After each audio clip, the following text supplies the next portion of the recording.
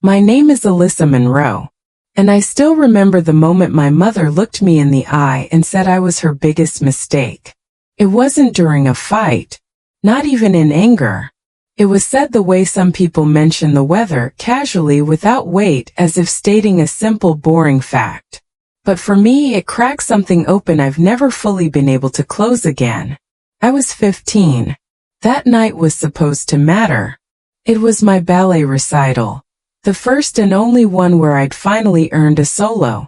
I'd been rehearsing in borrowed shoes with frayed ribbons, staying late at school so I could practice in the gym while the janitor swept around me. I didn't have the expensive costume or the perfect turnout, but I had heart. And I believed, desperately, naively, that if my mother saw me on stage, she'd finally be proud of me. I had asked her 3 times that week if she'd come. She said she'd try. When I took the stage, I searched for her face in the crowd and didn't see it. When I bowed, I imagined her clapping anyway. But when the curtain fell and the auditorium emptied, I stood in the cold parking lot with my dance bag and nobody to drive me home. So I walked 2.5 miles in a freezing drizzle, wearing pink tights and soaked slippers. Each step sounded like a question. Why wasn't I enough? Why wasn't I worth the drive? By the time I got home, my hair was wet, my mascara had run, and my fingers were stiff. I opened the door quietly. She was sitting on the couch, her legs tucked under her, a half-finished glass of red wine on the table beside her. The TV was playing some reality show I hated. She didn't even turn her head. I stood there dripping, exhausted, small, and said, "You didn't come." She sighed like I was a burden. "Alyssa, I had a long day. I danced alone. I looked for you." She didn't look up. She just picked up her wine glass, swirled it slightly and said, "You're always looking for something. It's exhausting." I blinked. I wasn't crying yet. I didn't want to give her that. "I just wanted you to see me," I whispered. And that's when she said it. Still not looking at me. Just tossing it out into the room like it meant nothing. "You were the biggest mistake of my life." There was no anger in her voice. No regret. Just truth, her truth. I didn't respond. I walked upstairs in silence, the weight of her words pressing into my chest so hard I couldn't breathe. I remember gripping the handrail like it might anchor me to the earth. My dance bag thudded against my leg. My tights left wet footprints on the wood floors. And inside me something crumbled. Something I'd been holding up for years. It wasn't just the missed recital. It was everything. The forgotten birthdays. The ignored report cards. The way she always introduced me as the serious one, while beaming at my little sister Hannah like she was a trophy come to life. That night wasn't the start of the pain. It was the moment I realized the pain was permanent. That was nearly 30 years ago. Now I sit in a corner office with my name engraved on the door. Alyssa Monroe, Director of Patient Services, and a reputation for being calm under pressure. My suits are pressed, my voice is steady, and I've built a life that looks nothing like the one I came from. But some things never leave you. And some names, no matter how long it's been, still carry the sting of old wounds. It was a Tuesday when the nurse knocked. She stepped in gently, holding a clipboard to her chest. "Ms. Monroe." "Yes. There's a patient here. She listed you as her emergency contact." I kept typing. "Who is it?" She hesitated. "Diane Monroe." My fingers stopped. I hadn't seen or spoken to my mother in over 12 years. I'd stopped checking her social media, deleted her number, and skipped every family holiday Hannah invited me to. As far as I knew, Diane lived in her condo on the coast and still believed I owed her something. She listed me? Yes. And there's a power of attorney document signed 5 years ago. In your name. That's not possible, I said. I never signed anything. The nurse opened a manila folder and laid it on my desk. My eyes scanned the form. Sure enough, there was my name, my address, and a signature that looked eerily familiar. I touched the paper, my fingers suddenly colder than the air-conditioned room. "I don't remember doing this," I said. "Would you like to see her? She's conscious. Barely. Post-stroke. Nonverbal. But stable." I closed the folder. My heart wasn't racing.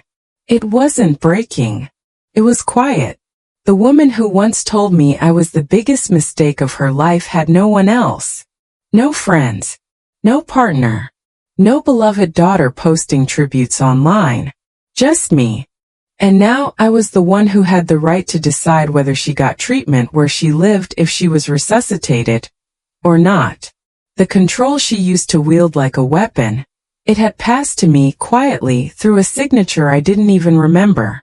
It was almost poetic. But I didn't feel victorious. I felt haunted. Before I tell you what I chose, I need to take you back.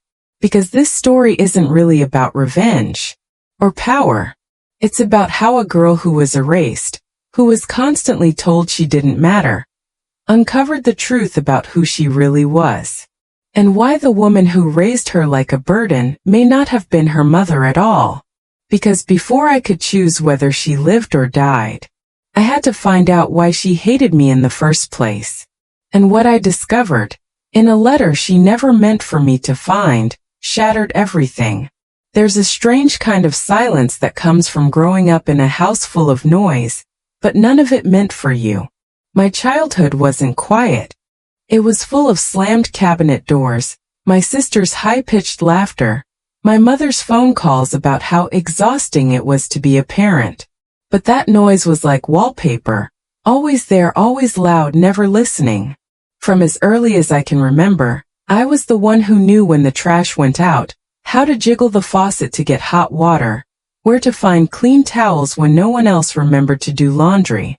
I was 7 when I learned to boil pasta. 9 when I started waking up early to iron my own school uniform. 11 when I began packing my own lunch. And my little sisters. My parents weren't absent exactly. My dad Robert was there. Present in the body if not in the mind. He worked long hours as an insurance auditor, came home smelling like printer ink and exhaustion, and spent most nights hiding behind the newspaper or glued to financial news channels. I think he thought his job was done by showing up. He didn't hit us. He didn't yell. He just didn't see me. And my mother, well, Diane was another story entirely. She wasn't the kind of cruel you could explain to teachers or neighbors. She was the kind of mother who always looked like she cared until you listened closely. Her praise was laced with criticism. Her smiles came at your expense. And her love? It was a currency I never seemed to earn no matter how hard I tried. Meanwhile, Hannah, 2 years younger, softer, sunnier, always the one people gravitated toward, was the daughter Diane bragged about. "She's just like me," she'd say with a beaming smile, brushing Hannah's golden curls. A natural. When Hannah won a dance competition, there were balloons on the porch. When I won a statewide writing contest, she asked if I'd remembered to clean my room. Every time I tried to shine, she dimmed me. Sometimes directly. "Don't be dramatic, Alyssa. No one likes a show-off." Sometimes through silence. "Oh, you had a thing today?" And sometimes in the most painful way of all, erasure. Like the time I had strep throat and still got up to help Hannah finish her science fair project, because Diane had too much on her plate. Hannah won first prize. I wasn't mentioned once. I became the background character in my own home. And eventually I stopped asking to be seen. By the time I turned 17, I was working 2 part-time jobs, one at a bookstore, one babysitting after school, just to save enough to leave. I wasn't planning for college, not really. I just wanted distance. Air. A room where no one looked through me. I still remember standing in front of the hallway mirror on my 18th birthday, holding a single cupcake I'd bought myself. No candles. No singing. Just me. And the faint sound of my mother laughing at something on TV. That night, while packing for college, I opened the hallway closet to grab an old duffel bag. Something hard fell from the top shelf. A dusty envelope, yellowing at the corners. It had my name on it, in handwriting I didn't recognize. At the time I didn't open it. I told myself it didn't matter. Probably a forgotten report card or school letter. But something about the way it had been hidden, not misplaced, hidden, stuck with me. So I tucked it into the pocket of my suitcase and left without saying goodbye. College was both a blur and a rebirth. I worked constantly, waiting tables, doing night shifts at the campus library, even taking notes for students with disabilities to earn extra income. My life became a cycle of lectures, labor, and late-night ramen. But I was free. For the first time in my life, I wasn't defined by Diane's absence or Hannah's spotlight. I was just me. I built a life brick by brick, getting a scholarship, then a grant, then my degree in healthcare administration. I became the dependable one, the fixer, the person others trusted because I had spent my entire childhood managing chaos. I didn't tell anyone about my family. Not really. When asked, I'd say things like, "We're not close," or "It's complicated," and change the subject. I built a version of myself that didn't need a mother, that didn't even have one. I ignored every text from Hannah, every card signed with my mother's name in neat cursive. I watched birthdays come and go without reply. I had learned early that silence wasn't just survival, it was peace. But silence doesn't mean forgetting.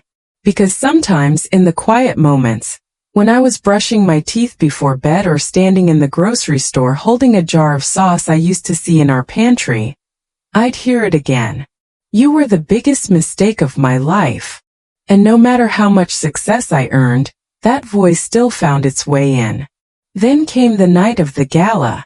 I had just been named regional director for the new elder care initiative my hospital was rolling out.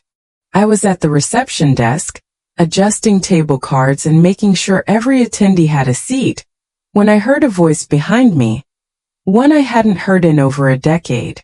"Alyssa." I turned.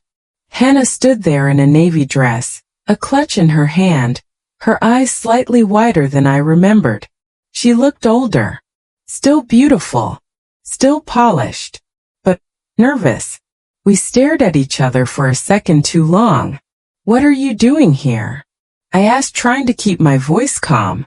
I saw your name on the gala invite. I had to come." "It's Mom." I froze. "She's had a stroke," Hannah said, voice trembling. "They brought her here. And she listed you as her emergency contact. I haven't spoken to her in 12 years. "I know," she said quickly. "I know. But you're the only one who can make decisions now. The paperwork, it's in your name. Signed years ago. I had it drawn up when she got sick. You were always the responsible one." And just like that, I understood. She had put my name down. Because even after everything, even after the cruelty, the abandonment, the erasure, I was still the one they turned to when things fell apart. Because I had raised myself. And girls who raise themselves, they grow up to carry everyone else. Even the people who never carry them. I didn't go see her that night. I went home. I poured a glass of wine, sat on the edge of my couch still wearing my blazer, and stared at the envelope, the one with my name on it. The one I had found buried in the hallway closet all those years ago. I still hadn't opened it. For some reason I had kept it, tucked between tax papers and old graduation programs. I didn't know why. Maybe part of me believed it would hurt more to read whatever was inside than to imagine what it might say. That night I realized something chilling. Diane had made legal arrangements 5 years ago. She had planned this, the signature, the responsibility, the power of attorney, all without ever reaching out to me directly. I hadn't spoken to her since I was 28. And yet, on paper, she had handed her life over to me. Not to Hannah. To me. Not out of love. Out of expectation. Because even when they exile you from the table, They still expect you to set it when the time comes. For the next few days, I buried myself in work. I pretended nothing had shifted. I reviewed vendor contracts, signed off on hiring decisions, sat in on calls about end-of-life protocols, all while knowing that somewhere 3 floors below me, the woman who once told me I ruined her body, her career, her future, was lying in a hospital bed with my name listed as her final decision-maker. She didn't even know if I'd show up. And part of me wondered if that was her last act of control, to force me into a moral corner, to make me choose. My phone buzzed every few hours with missed calls from Hannah. I didn't answer. I remembered how she used to steal my sweaters and then cry when I asked for them back, just so I'd be the one in trouble. I remembered the family photo she posted online, cropped so that only her and Diane were smiling. I remembered all the birthdays I sat through where she got diamond earrings and I got gift cards to stores that didn't carry my size. I wasn't angry. I was done. And being done is a strange, powerful thing. It doesn't look like revenge. It looks like silence. Like peace. It looks like disappearing on purpose. By the end of the week, I made the decision to see Diane. Not for her. For me. I needed closure. Not answers. I had stopped expecting those a long time ago. Just a clean ending. A period at the end of a sentence she never let me finish. I took the elevator down to her floor late at night, when most visitors were gone and the halls felt less like a hospital and more like a church, quiet, sacred, heavy with things unsaid. Her room was dim. She looked smaller than I remembered. The woman who once threw a hairbrush at me for being too slow, getting ready, was now curled under thin hospital blankets, her mouth slack, one eye open but unfocused. Iset. She didn't move. I took a breath. You got what you wanted, I said softly. I disappeared. Her breathing was steady. Machines blinked softly around her. I became untraceable to you. To Hannah. To that whole family tree that kept pruning me out of the picture. I paused. And yet here I am. Still the one expected to clean up the mess. She didn't respond, couldn't. But I kept talking because silence had always been our language, and I had learned to fill it on my own terms. You know what's funny? I asked, voice barely above a whisper. When I left, I thought I'd feel free. But I carried you everywhere, in my relationships, in the way I stopped myself from asking for help, in how I waited for love like it was something to earn. I looked at her then. Turns out, being erased doesn't make you invisible. It just makes you haunted. The next morning I was back at work. That's when the social worker handed me the file, the one with Diane's legal directives, estate details, and insurance coverage. A full care plan. Inside was something else. A copy of the power of attorney document. Signed 5 years ago.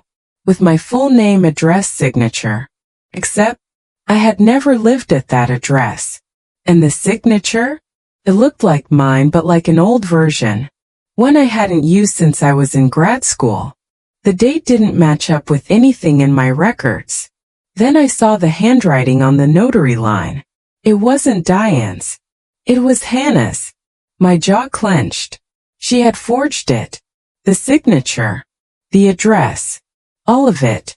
She had signed my name on paperwork that handed Diane's entire life and death over to me. To avoid dealing with it herself. To pass off the weight to the sister who always carried it anyway. And somehow I wasn't surprised. That night I opened the envelope. Not the legal one, the old one. The one from the closet. Inside was a letter. Short. Faded. And written in delicate looping cursive. To the child Diane couldn't love but couldn't give away. My breath caught. It wasn't from Diane. It was from someone named Marilyn. A name I'd never heard. It continued. You were never her mistake. You were her sister's child. You were born into grief, not guilt. And if you're reading this, I hope you found a way to love yourself better than we loved you. My hands trembled. Sister's child? Her sister's baby? My chest ached. The woman who had called me a burden treated me like dead weight, made me feel unworthy of breath, wasn't my mother at all. She was my aunt. She took me in because no one else would, and then punished me every day for the fact that she had to. Cliffhanger ending for Section 3. The next morning, I walked into the hospital boardroom for a scheduled estate meeting. Hannah was already there, smiling politely, flipping through the preliminary paperwork with fake confidence. I think Mom would want me to have the house, she said breezily. It's the only real asset left. I pulled out a new folder. One the hospital legal team helped me compile the night before. I slid it across the table. Actually, I said calmly, it's already in my name. And the look on her face? That was the first time I'd ever seen her speechless. There's a strange stillness that comes when you finally realize the people who broke you no longer have any control. For years, Diane had been the architect of my silence. She built it like a fortress through shame, exclusion, and just enough guilt to keep me doubting myself. She never needed to yell to be cruel. She just needed to act like I didn't exist. And now, I was the one listed on her medical file. The one with legal authority over her finances, care plan, and final wishes. And I still hadn't seen her conscious. The power that once crushed me now sat quietly in my hands. Not as revenge, but as responsibility. I could move her to a state-run facility. I could keep her in private care. I could sign the DNR form or rescind it. Everything she had once denied me. Space agency voice now passed through my pen. And yet, I didn't feel triumphant. I felt tired. Hannah stopped calling after the estate meeting. I think she realized something, that all the years of polishing her image as the good daughter, the devoted one, the golden girl, meant nothing when the paperwork told a different story. The hospital legal team reviewed the forged signature. They confirmed the fraud. But I declined to press charges. Not because I was being kind, but because I'd learned something more powerful than revenge: withholding access. From that point on, Hannah was no longer part of Diane's care plan. She wasn't allowed to make decisions, attend meetings, or claim authority. When the nurse asked who should be listed as next of kin, I said, "No one. I'll handle it." Control is quiet when it's real. It doesn't scream. Simply decides. A week later, I walked into Diane's room for the second time. This time she was awake. Barely. Her eyes fluttered when I entered, tracking my movement. Her mouth hung slightly open, unable to form words. One side of her face drooped with stroke damage. Her hand twitched but didn't lift. I sat beside her, a legal binder in my lap. Her fingers moved weakly. Her eyes watered, not from emotion I could tell, but from helplessness. That same restlessness I had once known, standing in her kitchen begging to be acknowledged. Now it was hers. Funny how life circles back. I leaned in. "I'm sure you're confused," I said gently. "Don't worry. I am too." She blinked slowly. "I found the letter," I continued. "The one from Marilyn. Flicker. Maybe recognition. Maybe fear." I took a deep breath. "She wasn't your friend, was she? She was your sister. My mother." The machines hummed softly around us. "You were never built to be a mother. You adopted me out of obligation. And then you resented me for being the living proof of everything you'd lost."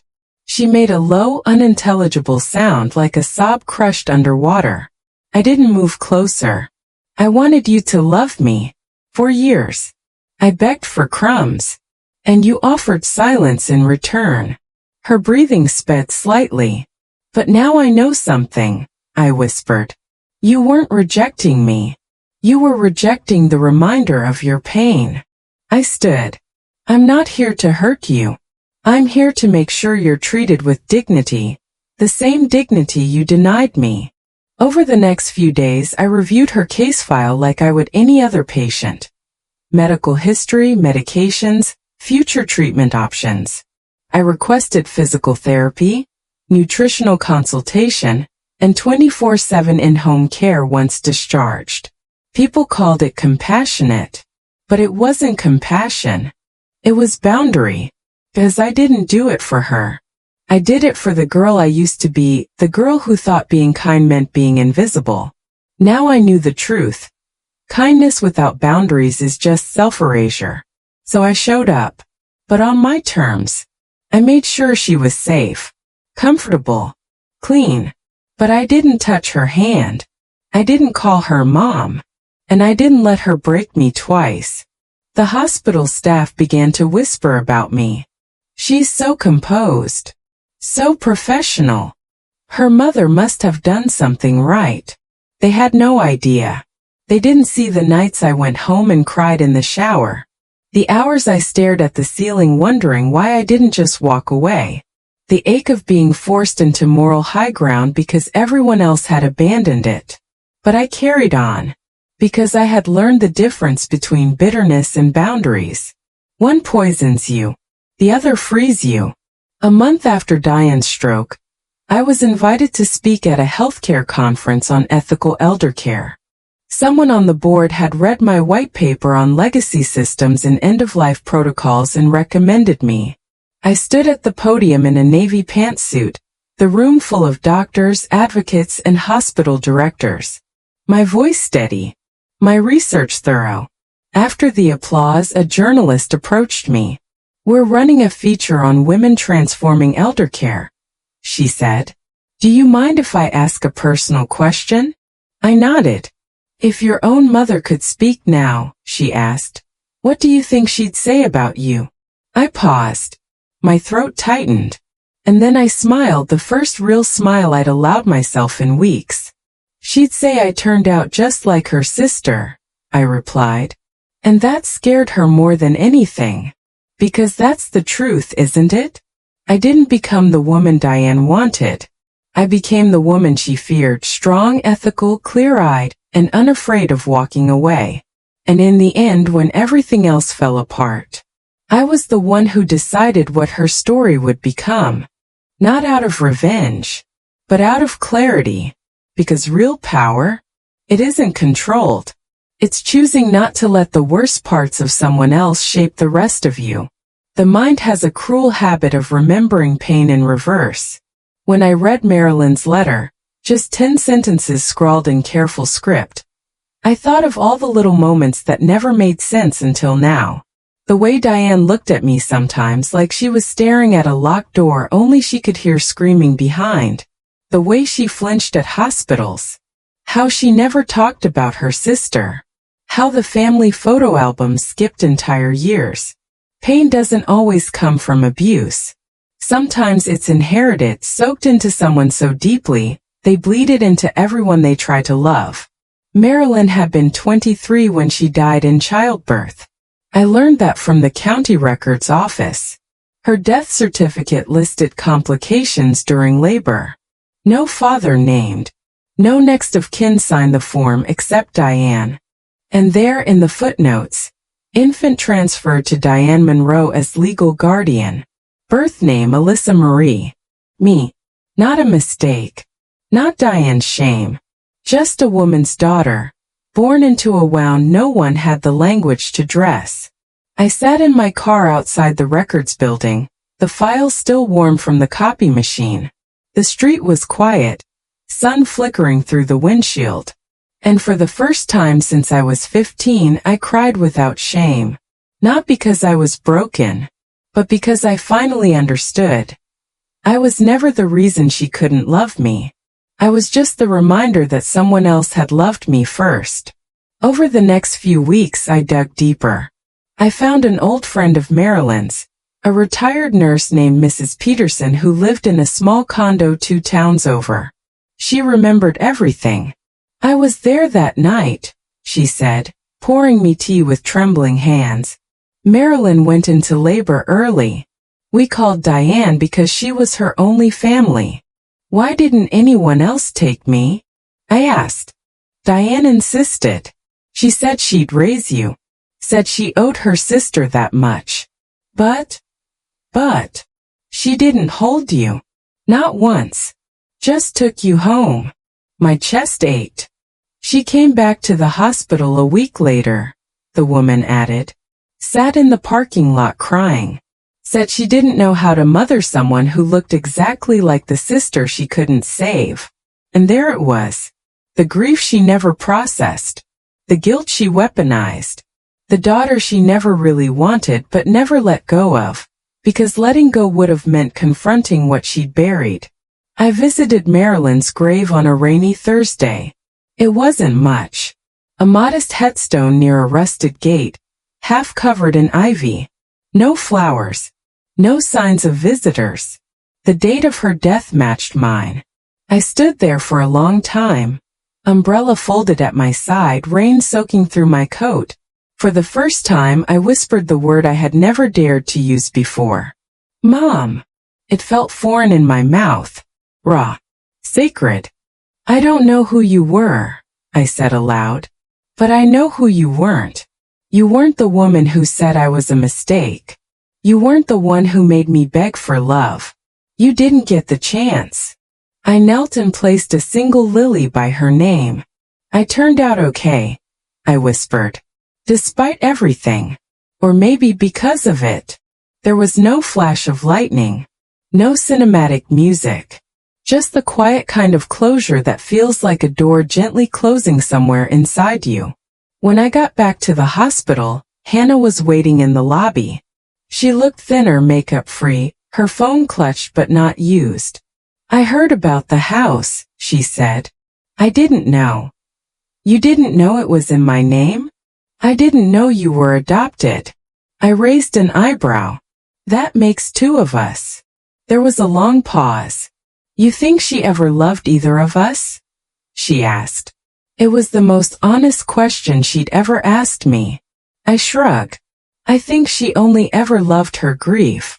She looked like she might cry. For once, I didn't rush to comfort her. I'm sorry I forged your name, she said quietly. You didn't forge it for me, I replied. You did it for you. So you wouldn't have to deal with the parts of her that you didn't want to see. She nodded. Then asked, what happens now? I thought for a moment. Now, I said, she finishes this life with care. And we finish ours with truth. Hannah nodded slowly. Will you let me visit her? I didn't answer right away. Instead I said, I'll let you know. When I'm ready. A week later, Diane's speech returned barely. A few slurred words. Mumbled syllables. One night, as I sat at the edge of her bed going over her prescriptions, she reached for my wrist. Her hand shook. Her lips formed the beginning of a word. You were right, she whispered. Barely audible. Strained. I looked at her. She was crying. For real. Not performative. Not manipulative. Just a woman whose body was breaking and whose silence had finally run out. I placed her hand back on the blanket. I know, I said softly. And that was all. Not, I forgive you. Not, I love you. Just the acknowledgement that her power was no longer mine to carry. I left her room that night and walked past a framed photo in the hallway. A stock image the hospital had placed for ambience. It was of a little girl holding a balloon, looking over her shoulder toward the horizon. Something about it struck me. She wasn't waiting to be rescued. She was simply leaving. And for the first time in my life, so was I. I used to think justice would be loud. That it would come in the form of courtroom gasps or dramatic speeches. That one day I'd stand in a crowded room and tell everyone what she did, what she didn't do, and they'd finally understand why I had disappeared. But real justice? It doesn't need applause. It doesn't need to be declared. It lives in the quiet decision to choose a different ending than the one you were given. A month after Diane's second stroke, I was invited to accept an award. It wasn't flashy. just a regional recognition for excellence in ethical care administration. But to me it felt like something more. Because the hospital I now helped run? It was the same one where she had been brought in. The same one where my name had been forged on her paperwork, and where I had chosen not to seek revenge but responsibility. I stood in front of a banquet room filled with polished silverware and polite clapping, my hair neatly pinned, my heels quiet on the carpet. As the presenter read my bio, I didn't hear the accolades. I heard the voice of the girl I used to be whispering "You're a mistake" on a loop in my mind. But that voice was growing quieter. It had to compete now with applause. When I stepped up to the podium, I didn't thank my family. I thanked my mentors, my staff, the younger nurses who stayed late and the janitors who made the night shifts bearable. I thanked the patients who had trusted me with their most fragile days.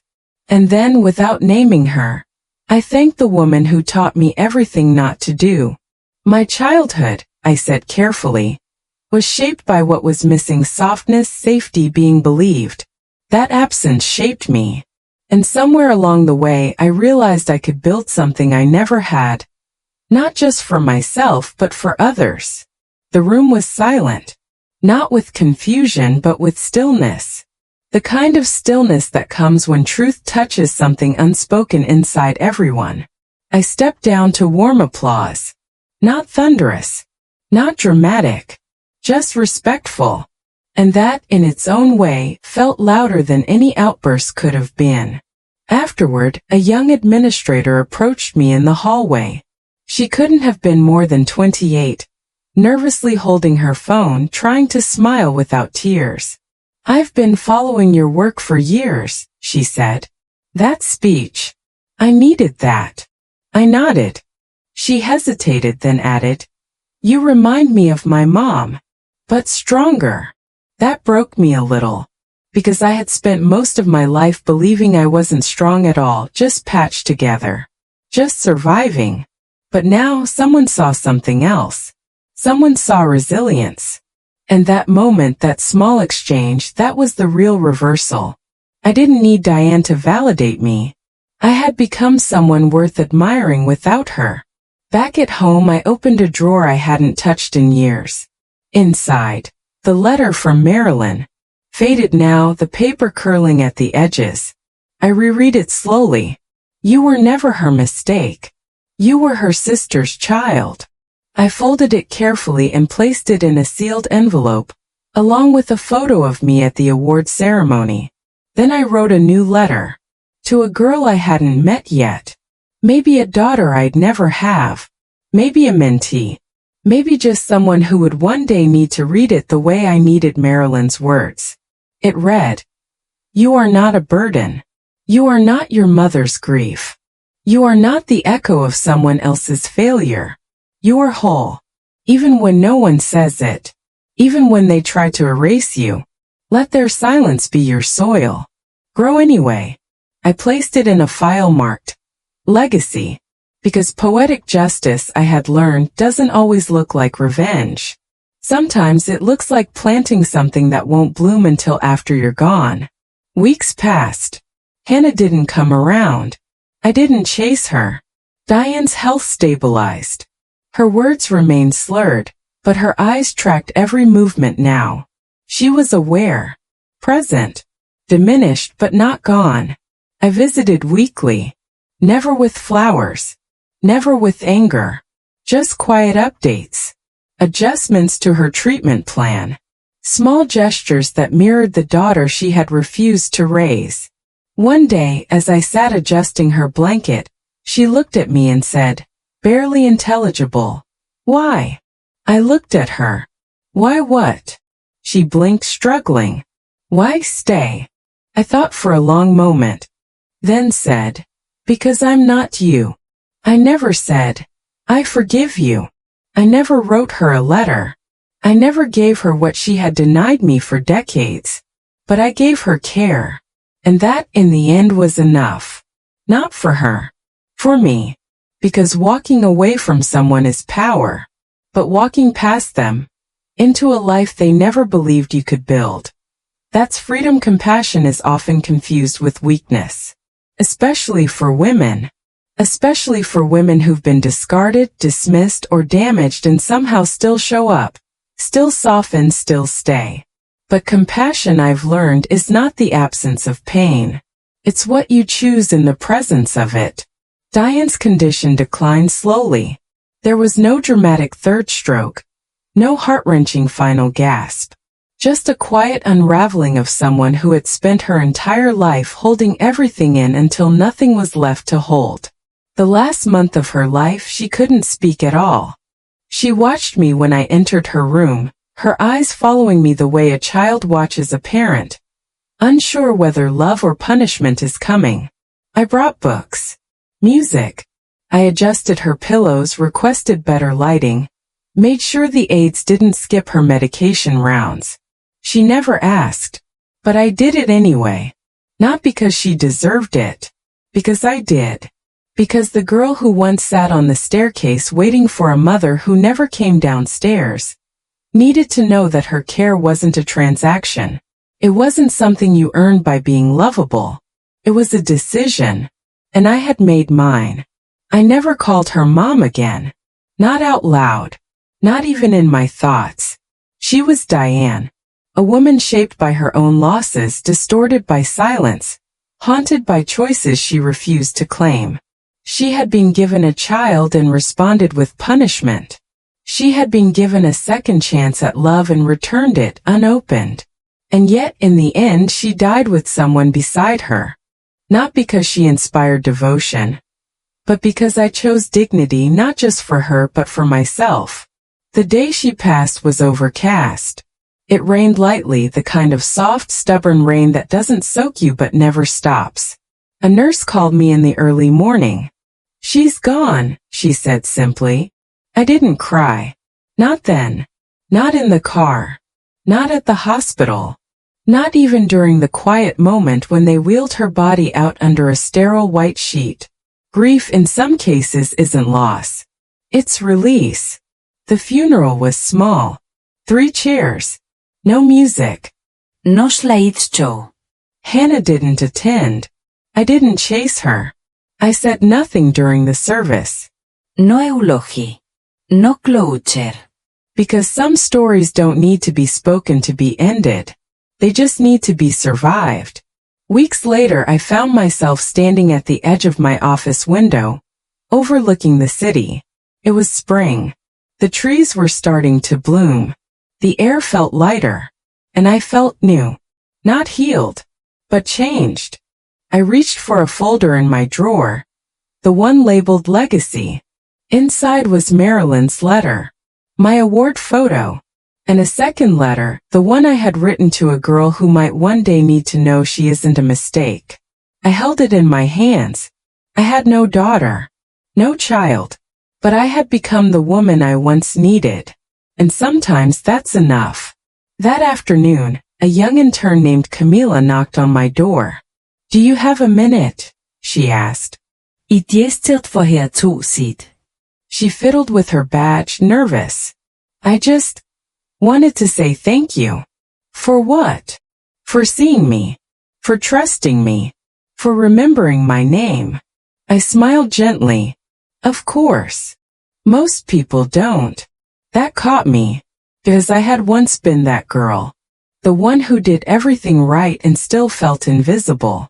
I opened the drawer, pulled out the letter, and handed it to her. "It's yours," I said. "When you're ready." She blinked, confused. "What is it?"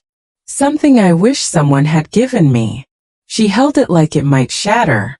And in her eyes, I saw a flicker of something sacred, recognition. Sometimes our lives aren't measured by who loves us, but by who we refuse to stop loving even when no one taught us how. I was told I was a mistake. I was treated like a placeholder. I was erased from photos, decisions, inheritances. But in the end, I became the one who decided who got to be remembered. It chose legacy over revenge. Dignity over bitterness. I became my own closure. And that is how you turn a wound into a window. That is how you become the one who decides. Not for them. For you. Stories don't always end with a grand finale. Sometimes they end quietly, in a sealed envelope, placed gently in a drawer, waiting to be opened long after we're gone. That's how I chose to end mine. Not with a speech. Not with a confrontation. But with a letter. The kind I never got when I needed it most. It sits in a small cedar box at the back of my closet, labeled with a single word, truth. Inside it, a photograph. Just me, standing in the hospital courtyard after my award ceremony. My face tired but proud. My shoulders no longer hunched. Behind that, Marilyn's letter, still folded at the same crease, now softer with time. And finally, beneath it all, my letter. The one I wrote for a girl I'll never meet. Or maybe I already have. Maybe she's someone who once sat across from me in a waiting room, clutching her coat like armor. Maybe she's someone watching this now, scrolling through stories late at night, searching for proof that her pain isn't hers alone. The letter reads, to the girl who was erased but never invisible, I don't know your name, but I know your ache. You were probably the quiet one, the helper, the one who understood things too early and cried too late. You learned to celebrate other people without expecting to be celebrated. You were told you were too much or not enough until you started apologizing for simply existing. But here's the truth. You were never the problem. You were simply surrounded by people who didn't know how to love something they couldn't control. They told you that love had to be earned, that safety came second, that silence was noble. They lied. You do not need to be perfect to be loved. You do not need to be silent to be safe. You do not need to be chosen to matter. You matter because you endured. You matter because you didn't turn cold when the world gave you ice. And most of all, you matter because you're still here. Leave this letter behind when you're ready, but never leave behind the truth of who you are. You are not a mistake. You are a mirror, a map, a legacy, and you are allowed to choose your ending. I left that letter not for Diane or Hannah, or anyone who tried to shape my story. I left it for the next woman who finds herself standing in the quiet aftermath of a family that never learned how to love gently. I left it because we rarely get to rewrite our beginnings. But we do get to choose what we leave behind. The day I packed up Diane's last belongings, I came across an old jewelry box. Inside was a single tarnished ballet pin. The kind you'd buy for a child's first recital. I stared at it for a long time. She had come to that recital once. Maybe not the night I performed.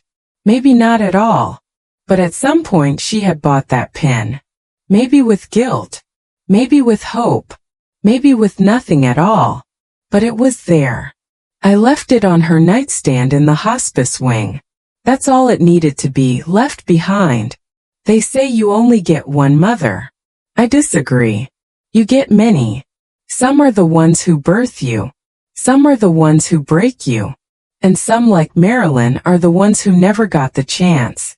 But maybe, just maybe, we get to be the mother someone else needed.